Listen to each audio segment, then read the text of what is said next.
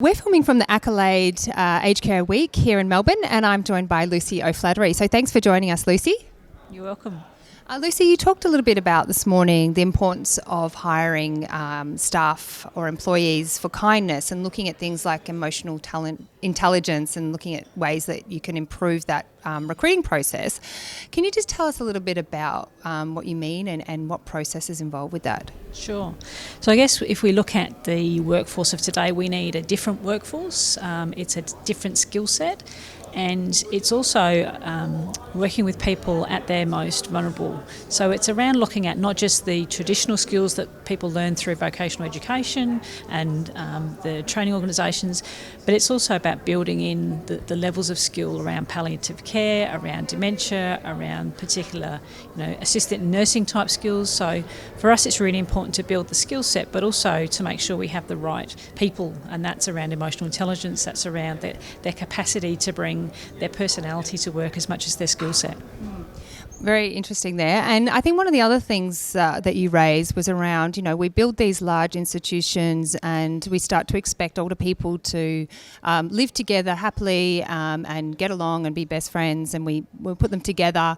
How do we change that way? Because, of course, some people that may not know each other, or they may not be socially active in their, previous lives. So now they come into aged care, we expect them to get along. What can we do to try and solve that problem?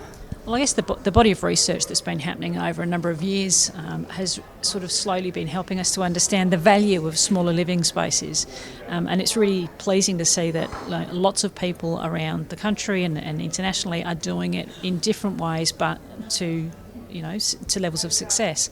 It's very much about, institutional living brings with it a set of behaviours, it brings with it a set of feelings, and no matter how much you try to celebrate independence, there is this sort of this thing that happens when it's communal living, that it's an ebb and a flow of the day and people fall into line. So the value of smaller living is very much the opportunity to flip that on its head in terms of the environment, but also in terms of selecting people through various processes or matching people so that they are more likely to actually have something in common, and therefore sitting around the kitchen table or having that traditional cup of tea, you actually have something genuinely to talk about rather than it being sort of a tick and flick that a staff member has to sort of promote social activity. Well, if you live with people you have more in common with, you are going to have a natural conversation. You've been working for some time on a really exciting project, one of the dementia village. So can you just tell us a little bit about that and where things are up to? Sure. So Korongi is a village that's designed for people living with dementia, and I guess largely that's in recognition of 80% of our residents live with dementia or cognitive impairment, and it's about purpose tailoring a space for them that is about de-stressed. So we know that stress speeds up the trajectory of many of the dementia symptoms. With such an array of dementia, over 100 different types of dementia, we need to be very mindful of the wayfinding elements in terms of dementia design principles, in terms of what we actually put in place to help people find their way around, as much as what we take out, so to reduce distress. So the village itself is based on 4 cul-de-sacs, which is reminiscent of the local area in which the community in which it's set in. There are 3 houses within each cul-de-sac and 8 bedrooms. 8 bedrooms because, as Professor Richard Fleming, who helped us with this model in terms of the numbers, talked about, if you don't get on with a couple of people, if you live in a house of 6, then you're kind of isolated. But a house of 8, you've still got the capacity to have some connections with people. The idea is that it's wayfinding. You walk out of the bedrooms, you are straight, your visual orientation as to where am I, very easy.